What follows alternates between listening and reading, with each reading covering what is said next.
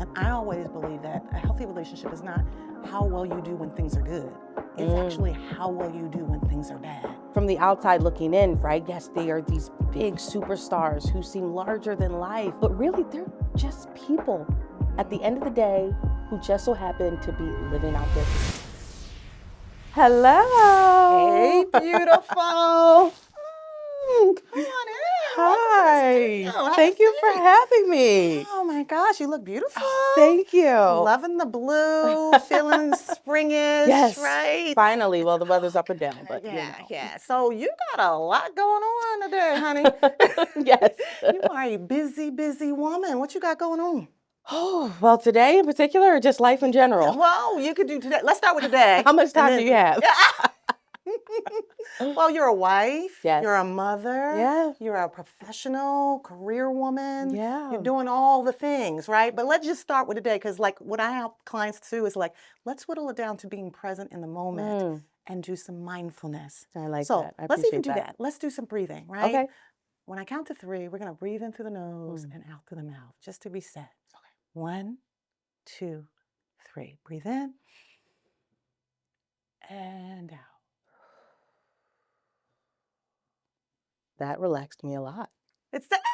Just like that. Just that like worked. that. Thank you. It doesn't really take a whole lot. We like actually have medicine available to us without ever going to the pharmacy because it's inside of our bodies. Yeah. If we would only just take it and be available to it, right? Yeah. Take advantage of it. Mm-hmm. So now that we reset, now we Yes. grounded, what you got going on, girl? Oh my goodness. Well, today in particular, I'm here with you, which I'm so excited yes. for. This is the first time where I am a guest on a podcast. So this is new territory. Yeah. And then a little bit later, I have a young woman who I'm mentoring, and she's phenomenal. And she's in grad school, and she's doing a documentary for her thesis project. And I'm one of the people that she's interviewing. So I'm going to go and sit with her and have another conversation about all things Black women in media. Oh, Black women in media. So that, that brings me to this idea. But, I'm going to set it up for you, right? But first, welcome to the Ask Dr. Argie Podcast, where courageous conversations connect, right? And we are all about having courageous conversations that not only connect and unite us, versus dividing us and distancing us, if you will. And so when I think about Black women in media, we've had a long journey. A long journey to get to where we are. And we earned every bit of it. Yes. We've learned it, earned it. We've toiled. We have grit and resilience. And we find ourselves having seats at the table. And sometimes we're still not accepted. Right? Yep. And so I have been in media for well over 20 years. Probably, I'm going to say 30. And kind of stumbled into it. Literally. I always wanted to be a therapist. Even before I knew what a therapist was, I was asking people, so how you really feeling? Right. And they'd be like, your mama friends come over and they have a little cocktail. I couldn't even drink it. I was like, relax yourself. Let's breathe. So what's going on really, right? So before I was a therapist, I was a therapist. But the media journey was very different for me. I literally was working at a program. It was called the Women's World Program for drug addicted women and their preschool age children. And in that program, the director had a son who was a producer. And he was like, Argie, you were perfect for the camera. And I'm like, perfect for what camera? Like, I'm a therapist. I'm not a media personality. He was like, no, you don't understand. Everyone has a story. And you are perfect for being able to tell these stories and to ask questions. So that was my first entree into media. It was for a network called the WYB, a small little network, and the program was called the Substance Abuse Forum, where I would interview political officials, women who have been addicted to drugs, children, and it was pretty amazing. I mean, I think I was pretty horrible back then. I feel like we all do. Yeah, I was like, I looked at and it was I got the tapes, so I should go back and look at them at some point. But that then carried me on a journey where I ended up on the Today Show and Mel Wow. Robbins show and Tamron Hall's show and CBS and CNN and like Wow. As like a all therapist as expert? a therapist expert. Oh, And wow. I was literally on Good Day every Monday for a relationship segment, and then there was a sex talk segment that I did on Fridays. Wow. Um, but one of the things that I learned, and this is what I'm curious about you, is before TV, who were you? Mm. Right? Mm-hmm. Because when you're in these places and spaces at the highest level, Mm-hmm. people repair to you differently. And Mm-hmm. I've always been connected to the people who want to be connected to me before all the stuff, all the Right. titles, Right. all the roles, all Right. the professions. So tell me about that part of you as a family therapist. Who's Aunyea? Well, I will say, first and foremost, I'm a child of God. Yes, That yes, is yes. the source of everything that drives me, especially now that I'm older Mm-hmm, and I realize just how significant that relationship is. mm-hmm, Because, I was raised Baptist. And so I mm-hmm, was always told, this is who I was, this mm-hmm, is who we worship, this is how we worship. And it wasn't until, I want to say maybe my early 20s when I really started to have a real walk with Christ and understand just how powerful he is and what my journey is supposed to be. mm-hmm. So I'll say first and foremost a child of God. But whenever anyone asks me, who I am or what motivated me, what encouraged me to get to where I am today, I always think back to 8-year-old Anya. 8-year-old Anya wanted to be a Disney Channel star. I was Mm. obsessed with Disney Channel. I was in, I think, the best Disney Channel era. If you ask me, we had That's So Raven, Hannah Yeah, Montana, Cheetah yeah, Girls, High School Musical, right? Like that was the best time to be a Disney kid, in my opinion. And so I always would practice in the mirror. They yeah. had these Disney commercials Mhm, mhm, where the stars of certain shows would say, "Hey, I'm Anya, and you're watching Disney Channel," and they do mhm, the Mickey ears with the glow stick. So I mhm. do that in the mirror all the time. Oh. And I reference that Anya because that Anya is what made me realize how creative I was. Mm. That Anya was inspired to start writing her own TV shows and imagining them on Disney Channel one day and seeing myself as the star of them because there weren't that many Black girls who were Mhm. the stars of television shows that we watched back then. Yeah, yeah, Even yeah. even that Disney era, we just had Raven, Mhm, Simone. mm, mhm, So, mhm. so that I would say is kind of the root of who I am. I'm just a young girl at heart with a big dream. Mm. So dreaming is a superpower. And I believe that Black little girls and Black little boys and just children in general are not given the permission to dream in the way that they once were. Or, Mm, quite frankly, sometimes the dream gets deferred mm. because you'll see the dream and you'll see that flash in their eyes about what they're dreaming big. And then over the years, when life starts Life. lifing, Yep. and things start happening, you'll Yeah. see the light dim. Yeah. And I would sort of ask you to think about like how much, and I'm a family therapist, so I'll ask those kinds of questions, right? How much of what you learned in your early developmental formative years watching your parents Mm, impacted who you have become? Michelle Obama has a book called Becoming. mhm. And I think people were drawn to that book Mhm. because they were like, she's Michelle Obama. She ain't done yet. She ain't cooked yet, right? Right. But she said, no, I'm still becoming. Yeah. I'm still evolving. Yeah. And our family of origin has a huge amount to do with that because before we ever go into the world, we are actually getting our cues, our lessons from our and the messaging from Yeah. our families earlier. Our family of origin impacts us earlier, Yes. longer, more frequently, more powerfully, and more profoundly than anything Yeah. else. So for you, when it comes to your parents and your upbringing and Mhm. what was instilled in you, what were some of the most powerful messages that allowed you to give permission to become? To become. Yeah.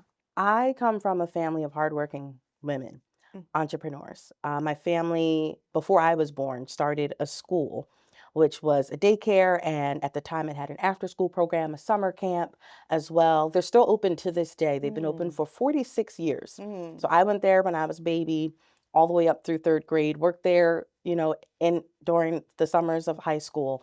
And so growing up, I always saw these just strong-minded, hardworking women run this business that they were passionate about every single day. Like I have a very matriarch heavy family. And so I think that that really drove my work ethic. And they also were very supportive in my career choices and in my dreams. So I wasn't, forced to have to work in the family business. Mm-hmm. And so I want to say that's kind of really what shapes who I am and how I work and how I think, from seeing them do something and be so successful at it. And it's a nonprofit. It's not for profit, it's nonprofit. So all they want to do is just help young children, and they believe it starts with early childhood education. Oh, wow. And That's that was instilled in powerful. me. That's powerful. On April 25th, because we're almost in April, I can't believe It's it. crazy. April 25th, we're doing a relationship boot camp. And in the relationship boot camp, we're teaching folks, and it's individuals. You can be coupled, you be married, you don't have to be, you can be an individual. What we want is people to participate in that boot camp that want to have the healthiest relationships they possibly can be. And Mhm. I always believe that a healthy relationship is not how well you do when things are good. It's Mm, actually how well you do when things are bad. mm, Can you elevate the communication skills? Are you available to have a trustworthy conversation? mhm. Are you able to be transparent and vulnerable? Yeah, Do you hold yourself accountable? Does yeah. the audio match the video? If you say that you're always on time, then why are you always late? Right, Right? If you right. say that I'm an Preach. honest and integral person, right? Then why are you always Mhm, lying? mhm. Can we Yeah, get some alignment here? And yeah. so that boot camp is really going to help people to have the healthiest relationship with themselves first, because they have a courageous conversation there, and Mm, then I'm going to teach them the tools, the skills, and the strategies to have healthier relationships, which sometimes mm. means it's going to hurt, right? Right, Like when you go to the gym, they say no pain, no gain, right? It's got to hurt. right, You got to break down the muscles to build them back up. right. And so when you think about the maybe and the work that you've done, Mhm. because you were saying that you're used to being behind the scenes and producing and all that, and I've worked with a lot of producers. Aunyea. One of the things is you guys are the hardest working people on the planet. Yeah. Like it just requires, people don't understand that when you watch a show, all that goes into it. Mhm. So can you tell me, like, what are the major life lessons that have helped you Mm, to show up in these places and spaces, like these producer rooms and these news mhm, stations, mhm. as your best version of yourself? Yeah. Well, I'm grateful that I'm in like a hybrid situation, right? I'm on camera and I'm a producer. And Mm-hmm. so that has been a heavy balance, right? Mm. I've had to learn, and I'm still learning how to balance being both. Mm-hmm. On the talent side, being in front of the camera, I would say my biggest lesson is confidence Mm-hmm. and humility. Wow. Being Yeah. confident and being humble. Not, like, yes, in a way you're the center of the attention when you host the show. Like, I hosted a show for 7 years here in Philadelphia, a lifestyle Mm-hmm. and entertainment show, and I was the sole host of that show for almost 7 years. And so there's something in learning that just because you are the host of the show, it's not your show, and the show's not about you. You're there to serve a role, and that role is to tell other people's stories, kind of be the vessel to tell other people's stories and disseminate this information for other people to be aware of it, support it, interact with it, whatever the case is. And so learning that has been very, very helpful in my career, because I was 25 when I started that show. That's Mm-hmm. young, right? That's Yeah. very young. Shout out to you as a 25-year-old, like running a show. Well, I didn't know what I was doing at the time, but You gotta go, like you gotta go and build that confidence, and you go yes, scared, shaking in your boots, but you yeah, go. yeah, Yeah, yes.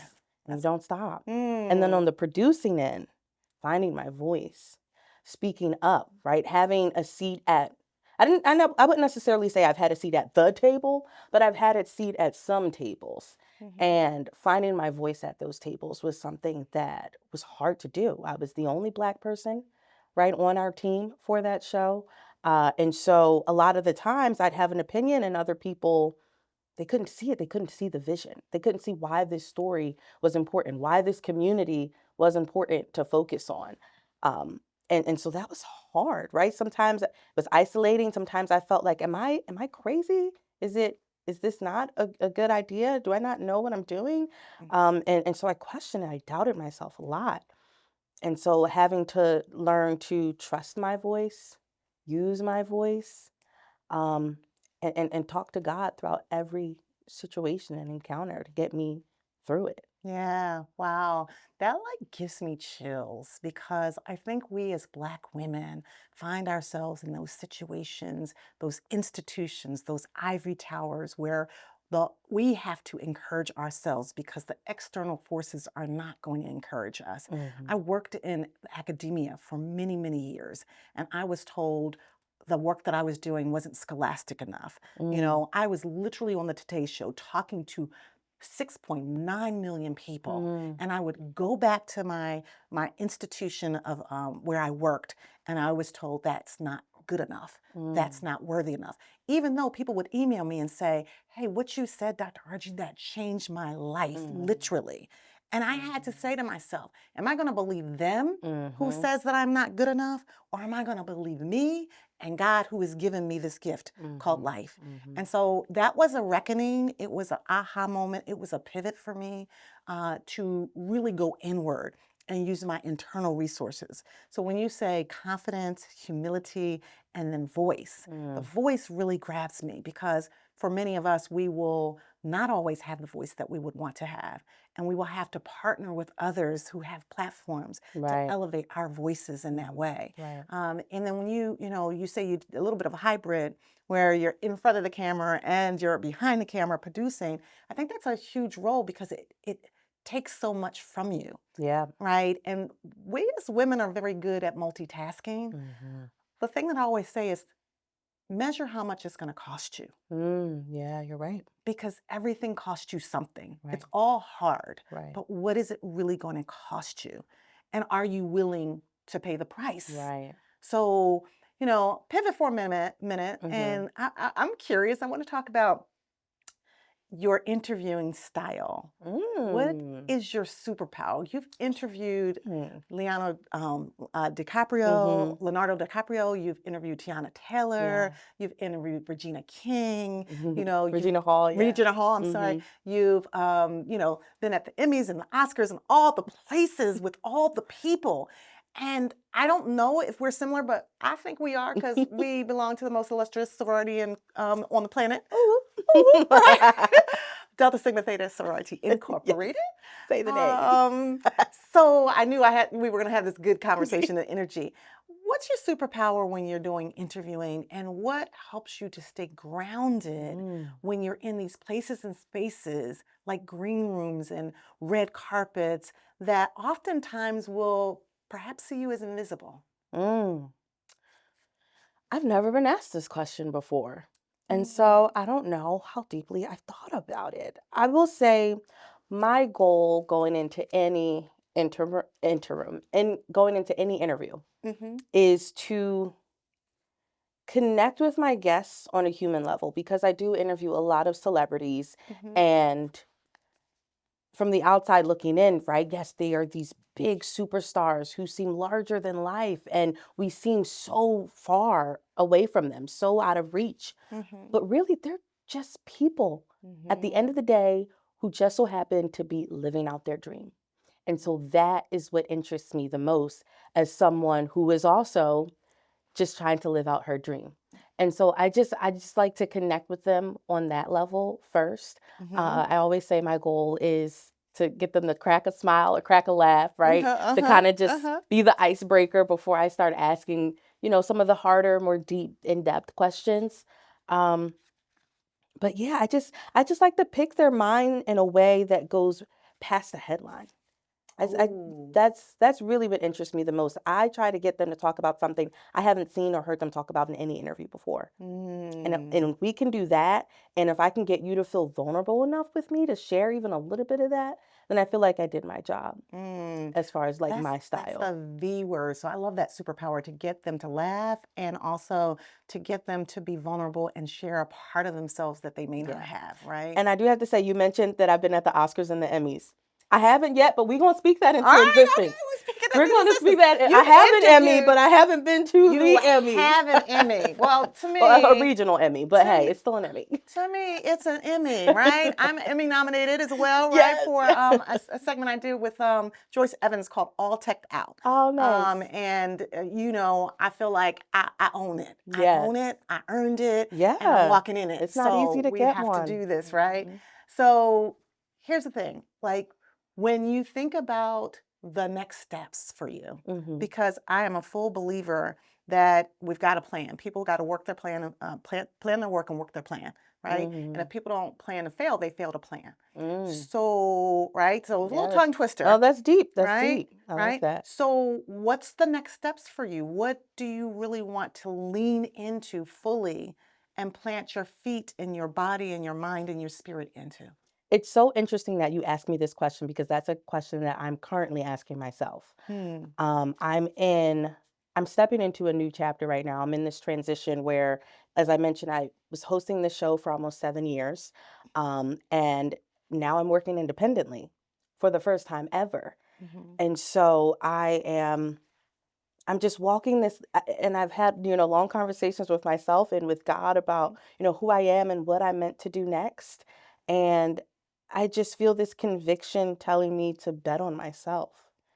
And so I think this next chapter is about owning my own space, owning my own intellectual property, and finally being able to put out content that I believe in without having other people at the table who don't look like me, who don't understand me, who don't understand women or people who come from my background and situations tell me no. Mm. In this next chapter, want to tell myself yes to whatever that may be. Mm. The power of yes, Yeah. right? The power of telling ourselves yes, but also the power and the art of being able to say no, Yeah. right? To the right folks. Yes. And I think we get it twisted sometimes. Mm. This is the thing that I always say, and I've got like a ton of like colloquialisms. I think that we keep people in our lives way past our expiration date. Mhm. We also keep things in our lives way past our expiration date. Yeah. I also believe that we resist the things that we should accept and we accept the things that we should resist. And so when you're talking about this following your dream and creating the table, not necessarily the seat at the table, but Yeah. creating your own table Right. and creating your own artistry in a place and space where oftentimes our voices are not heard Mhm. and we are not valued. Mhm. That is the superpower, Mhm. right? And it's hard once when you get there, like in your head, you got the aha moment and you're present with it, and then life starts lifing. It's Mhm. hard to stay the And course. doubt starts creeping in, Yeah. and yes. Yeah, yeah. Mhm. There is and I don't know if you have this. There is I have a couple favorite movies, and one of them is The Book of Eli. I don't know if you ever saw that movie. It's But Denzel Denzel Washington. Washington, yeah. Denzel Washington, and there's a segment in that movie where Eli could go handle his business. Something is happening, and he could go handle it, and it would be appropriate for him to go like save this person, right? Mhm. He could handle it, but he's got a greater mission and mandate. Mm. So he turns away from the thing that organically he would go towards. Mhm. He literally turns away and he says to himself, stay on the path. It's stay on the path. It's not your concern. Stay on the path. And I remember that as vividly as it was yesterday, because I Mm. think that I was struggling with something where I could get distracted. I call them the weapons of mass distraction. I Mm. could get distracted so easily and nobody would have a problem with it because this is what Argie does and she's going to go help this out. But sometimes God is actually depositing in us a greater mission and he's saying, stay on the path, even if it feels hard, even if you're Mhm. scared, even if it's anxiety provoking, even if you are shaking in your boots, stay on the path because there will be greater later. Mm. How does that hit you? How does that resonate with you? That hit me deep. I feel like God just put that message in you just now, specifically for me, Hmm. because that is what I'm battling right now. Is to stay on this court. Like I keep questioning, am I heading in the right direction? Am I doing the right thing? Because this is new territory for me. I've always been, employed at a top organization my entire working career. And so this is the first time where I guess I am the organization. I keep asking, You guess or you know? see, I'm that's just what I'm saying. saying. I'm just saying. That's what I'm saying. Because I keep saying, like, oh, maybe I should be, looking harder for another job, or maybe I should just focus more on myself. I So let's don't just know. do this. let's reframe and say, I am the organization. I am the organization. Yes, girl, yes. You are the organization, because that doubt and that fear is the enemy, right? It is a trick of the enemy to get us to not believe in ourselves.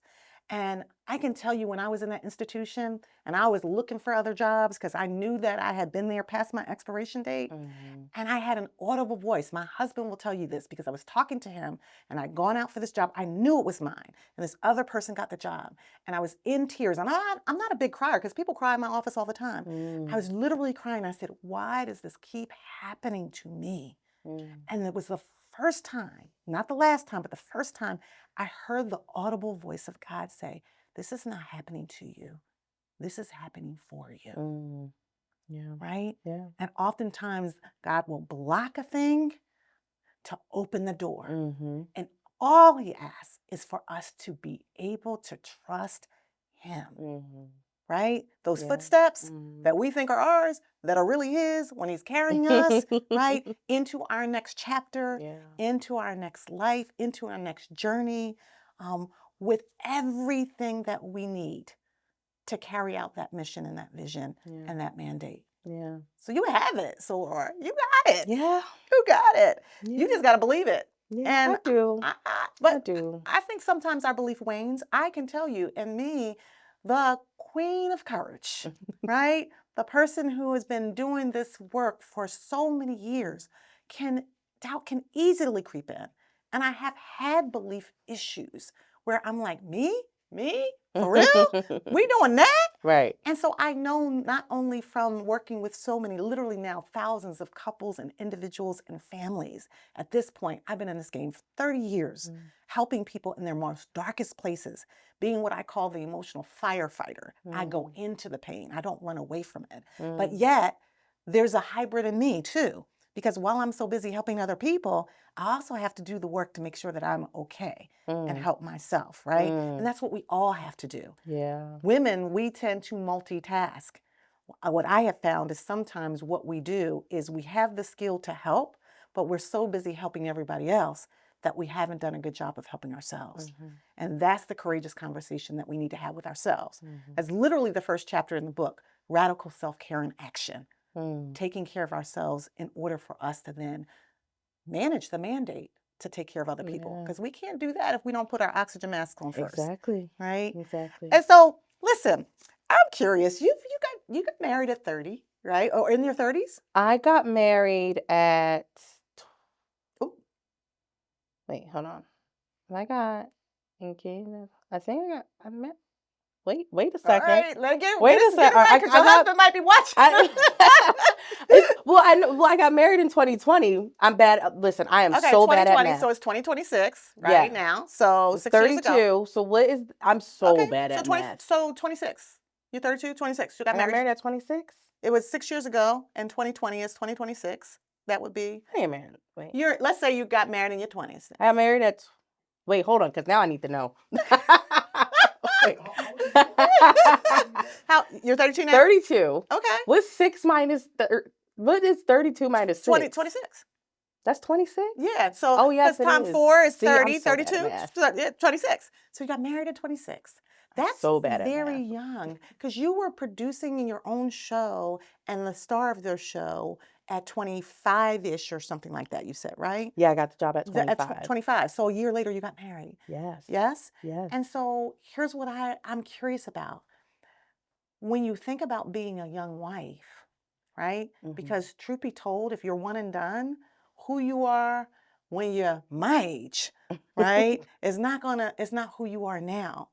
And so is there anything now, 6 years later, that you know that you wish you would have known at 26? Yeah. There's so much. What's one thing? What's one thing? Not to care about other people's opinions. Ooh, that's a big one. Yes, not to care about other people's opinions, because when I started that job, I had major imposter syndrome. Mm. because I was surrounded by a lot of people who had been in the industry for, 20 plus years. They had worked at 3, 4, 5 different stations. That was only my second station Mhm. at the time. Um, and the imposter syndrome came from being so concerned with what they thought about me. And if Mhm. they thought Mhm. I was ready, if Mhm. they thought I could handle the responsibility that was called upon me, and I could have saved myself a lot of stress and agony, um, and I could have just focused more on what was important at the time. Yeah. So that imposter syndrome is really, it's a cancer to us. And we can carry that everywhere. We can carry that into the workplace. We can carry it into our homes. We can carry it into our faith-based organizations. That imposter syndrome really is a message that we are not the best versions of ourselves, but we also are not valuing ourselves and what God has given us, right? Mhm.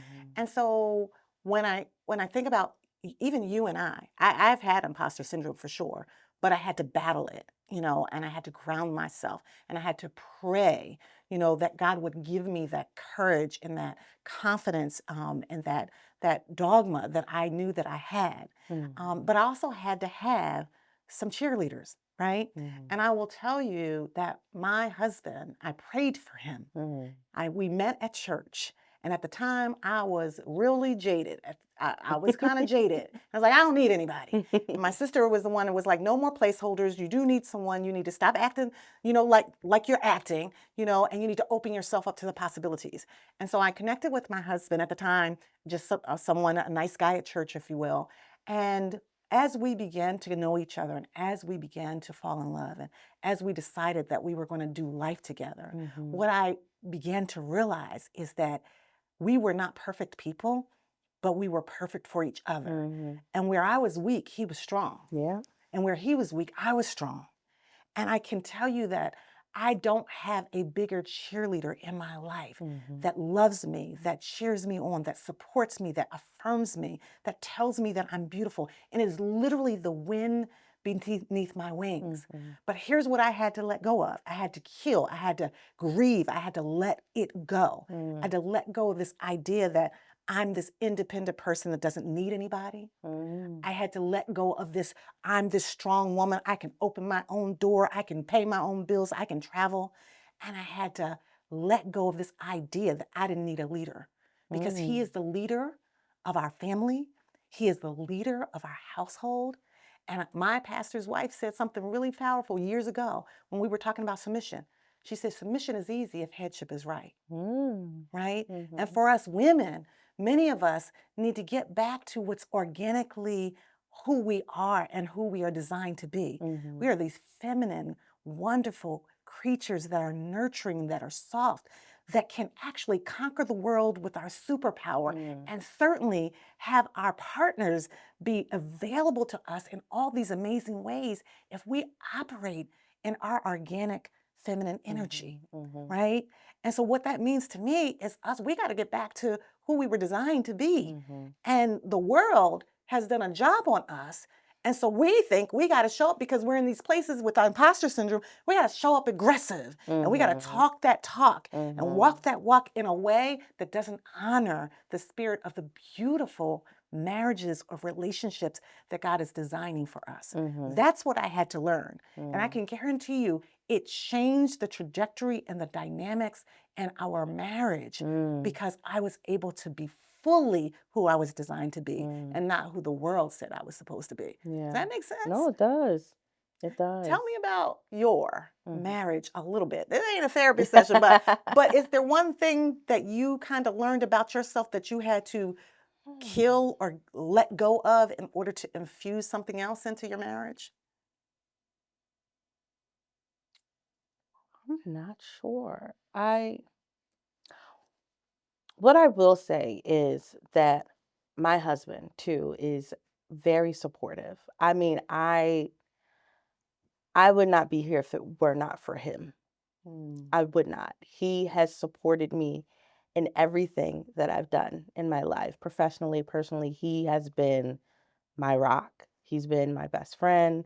He is the most amazing father. I love seeing him grow as a father. We have 2 young kids, a 3-year-old and a 1-year-old. Ooh, you are busy. Yes. Jesus. Yes, we had a 2 under 2 situation. So wait a minute, you got pregnant right after you said 3-year-old, 1-year-old. So Yes. how old was your oldest when you got pregnant again? He was 1. Okay. Yes. Mm-hmm. He was like maybe like 15 months or something like that. So the second one was unexpected, an unexpected blessing. A blessing Yes, nevertheless. yes. So I have a son and a daughter. Mhm. And he's just so amazing. Even now, even now with me trying to figure out what I want to do with life, he's like, let's just do. He's the one encouraging me to start my own. I don't I don't know if I can say there was something that I had to kill in a sense or get rid of in a sense to be ready for him. I was the type who I always wanted to be married. Like as a little girl, I planned my wedding. I would draw my wedding dress in notebooks. Um, Always wanted to be a mom. And so and he was, my first love. So he holds a lot of weight in my heart. I will say because he was my first love, I probably didn't know how to be the best girlfriend, just in a sense of, like cooking for him and, just being like that traditional quote unquote girlfriend. Like I had to learn a lot of that. I don't know if that answers No, your that does answer question. my question because we have these messages And and like it doesn't toting necessarily. on him. And like I had to learn all of that with him. Well, And he was very graceful. here's the thing, love languages are a thing, right? Hmm. And you don't know your partner's love language unless you have the conversation. Hell, we don't even always know our love language until we have the conversation with ourselves. Hmm. And so what happens sometimes is we end up giving that person the love language that we want or the love languages that we want, and that might not be their thing. The 5 love languages are acts of service, quality Right. time, gift giving, physical touch, and words of affirmation, right? And so sometimes what happens is our love tanks are operating in this emptiness because, and we're operating with unmet needs where we're literally on life support in the marriage because we're not filling the tank. Once we understand that and we do our necessary work to really become more aware of what our partner needs, now the question is if you're still not filling the love tank, there's a different conversation to have. Because Maya Angelou says, Dr. Maya Angelou, we did the best we know how to do until we know better. And when we know better, we do better, right? And so then when you know better, you have this knowledge, then it's your responsibility to then begin the process of filling up that space. So it's a process. It takes time. We're still growing. And if you've been married for many years, you have been married to several different people over the course and the trajectory of that time that you've been together on that journey. You're My not the same husband and I person. literally just had that conversation maybe a week ago about just how we are growing in stages, but we're growing together and we're recognizing that, we're not the same people we were when I met my husband when I was 19, right? I'm not the same person I was at 19. He's not the same person he was at, what was he, like 22? And so, and we have kids. My husband's an entrepreneur now. And so a lot of life has happened. And we've lost loved ones as well through this journey together. And so that changes everything, and knowing how to be there and support each other through all of that. It says a lot, but we literally just had that talk about recognizing the stages of growth within both of us. Yeah, the stages of growth and the stages of grief, because you said you lost loved ones, and sometimes we lose things that are not a person. It could be a job, it could be our identity, it could be how we operated. And so, even in the book Courageous Conversations Connect, there's a chapter that talks about how to be well in the midst of life's transitions, right? How to live your best life because the transitions are coming. It's not if, it's when. And when those storms come, they're meant to constrict us sometimes. They're meant to connect us. They're meant to, communicate something to us. They're meant to do a lot of different things, but we have to be fully present for that, right? Because once we grow through the storm, there's a lot that we can learn from on the other side of it, right? What was it meant to actually teach us? And so, This is something that we literally ask everyone that is on the Ask Dr. Argie podcast, and we're going to have Patreon. Of course, the Patreon is going to be back behind the scenes interviews. We're going to have conversations. It's going to be exclusive. There's going to be some Get Ready with Dr. Argie. We're about to have a lot of different events coming up, and one even being on August 25th when we're going to talk about the relationship boot camp, how to be in healthy relationships no matter what those relationships are. It could be your children, it could be your parents, it could be your love partner, it could be your colleagues, but mostly we don't know sometimes how to be in healthy relationships with ourselves. So that's what we're going to teach in the relationship boot camp. And of course, many people are going to be able to join the Patreon. We call it our crew, Connecting Relationships for Epic Wins. And it's going to be awesome. I like to say it's going to be fire. Right? Now, with that being said, what would you tell your younger self if you're at this age where you're making some decisions about your career and your life, and most of us fear something, right? And I like to say either we're going to forget everything and run, that's one acronym, or FEAR, or we're going to face everything and remain. I love that. Right? That's and beautiful. So as you think about a fear that maybe you have faced, once you've reconciled that, what would you tell that younger self about that fear? I would tell my younger self that you are more than good enough. You are more than worthy enough. I would tell her that you are smart, you're beautiful, you're talented, and you are worthy of great things. More importantly, I tell her to be kind to herself and to give herself grace.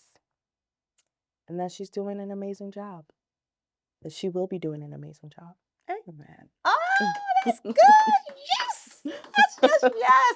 So thank you so much for being on the Ask Dr. Argie podcast, where Courageous Conversations Connect. Thank you so much You for gonna come having back and me. visit us? I would love to. I might have to book a therapy session off camera. That's all right with That's me. where a lot of my hesitation came from. This is recorded. Wait a second. No, it's all good. Listen, my prayer is that everybody would have a wonderful therapist. So it's been a pleasure. Thank you.